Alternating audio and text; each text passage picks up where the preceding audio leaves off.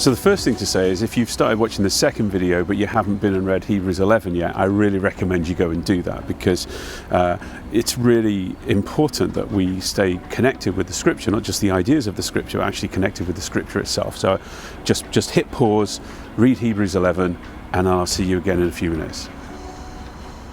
Great, so welcome back. You've stuck around having read it, that's great.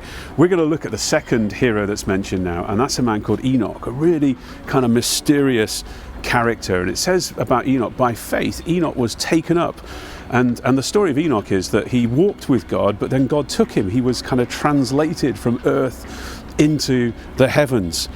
And but he's held up for us here as one of the heroes of the faith, because, you know, he rediscovered something that was lost in Eden.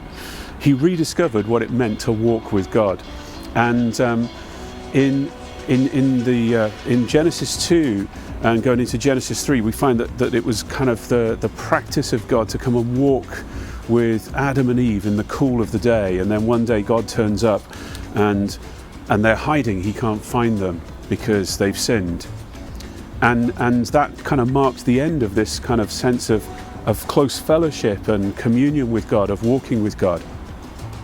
A really interesting thing you find when you kind of just look at some of the words that are used in that passage is when it says that God came to walk with them in the cool of the day. The Hebrew word that's translated cool in our Bibles there is ruach, which also is translated wind or breath or spirit.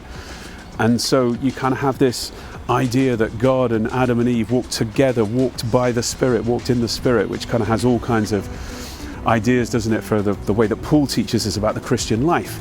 But Enoch somehow rediscovered what it was to walk with God. He walked in fellowship with God, and the life of faith is a life lived in fellowship with God. It's a life lived walking by the Spirit. And it says, and then he wasn't, because he was taken up.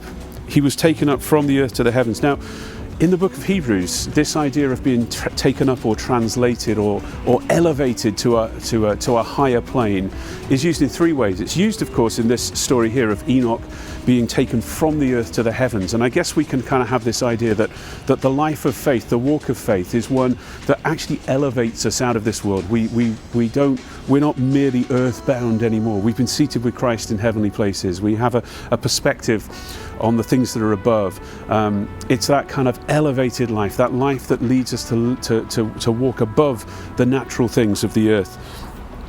It's also the same kind of language that's used by the writer of the Hebrews about what it was like for Jesus' priesthood to replace the priesthood of the Levites. It was an elevated priesthood. It was something much better. It was something much more powerful. It was something eternal.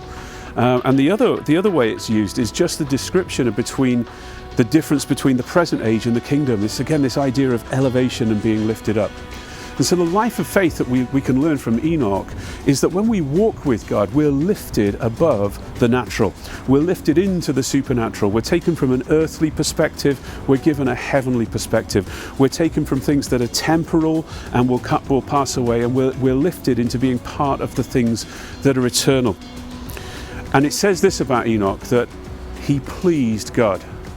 And a hallmark of the life of faith, the hallmark of the walk that you and I have when we walk with Jesus, is that we walk in the favor of God.